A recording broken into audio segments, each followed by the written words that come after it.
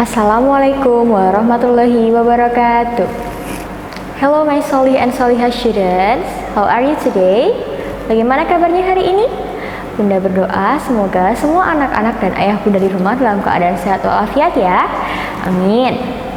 Welcome back for another lessons of bahasa. Today we are going to learn about review surat pribadi dan surat dinas.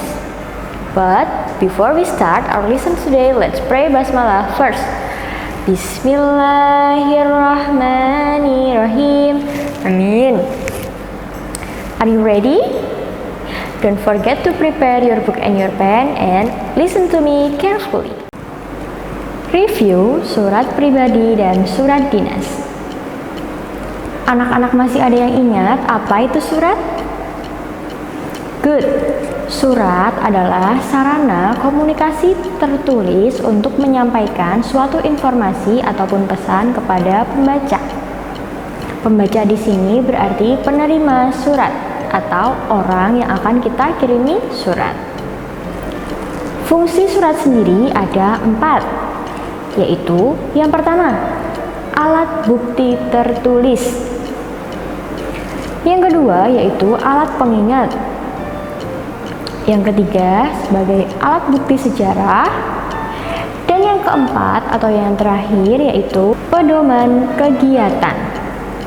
Itu ya pengertian dan fungsi surat. Surat terbagi menjadi 3 jenis, yaitu surat pribadi, surat dinas, dan yang ketiga atau yang terakhir yaitu surat niaga. Akan tetapi pada materi surat ini yang akan kita pelajari atau akan kita pendalami yaitu surat pribadi dan surat dinas. Selanjutnya pada review materi surat kali ini yang akan kita bahas yaitu mengenai unsur-unsur, syarat penulisan surat, dan yang ketiga atau yang terakhir yaitu langkah penulisan surat. Yang pertama yaitu unsur-unsur surat. Unsur-unsur ini terdapat pada surat pribadi maupun surat dinas, tetapi ada beberapa unsur yang hanya terdapat pada surat dinas saja. Terdapat 10 unsur-unsur surat. Yang pertama, tempat dan tanggal pengiriman surat. Yang kedua, alamat surat. Yang ketiga, salam pembuka. Yang keempat, isi surat. Yang kelima, tanda tangan. Yang keenam, nama lengkap. Yang ketujuh, kepala surat atau kop surat. Yang kedelapan, hal atau perihal. Yang kesembilan, lampiran. Dan yang ke-10 yaitu nomor surat. Itu ya, 10 unsur surat. Syarat penulisan surat.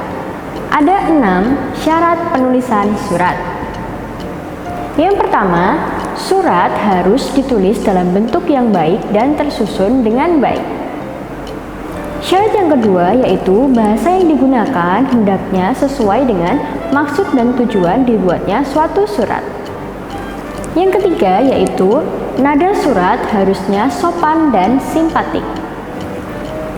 Yang keempat, surat seharusnya tidak mengandung kata-kata ataupun kalimat yang tidak diperlukan. Yang kelima, surat hendaknya tidak berbelit-belit, jadi langsung pada intinya. Yang keenam atau yang terakhir yaitu masalah atau topik pembicaraan hendaknya disampaikan secara wajar, lengkap, dan utuh. Itu ya, 6 syarat penulisan surat. Selanjutnya yaitu langkah-langkah penulisan surat. Anak-anak masih ada yang ingat ada berapa langkah penulisan surat? Good. Ada 7 langkah penulisan surat. Yang pertama, menetapkan atau menentukan topik permasalahan atau topik pembicaraan yang akan ditulis pada surat. Langkah yang kedua, menentukan pokok-pokok yang akan disusun dalam surat.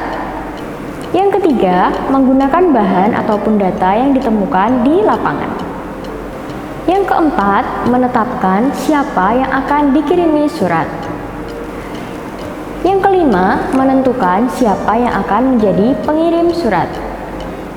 Yang keenam, menggunakan kelengkapan surat yang memadai, meliputi ukuran kertas, warna kertas, kemudian sampul surat, dan lain sebagainya.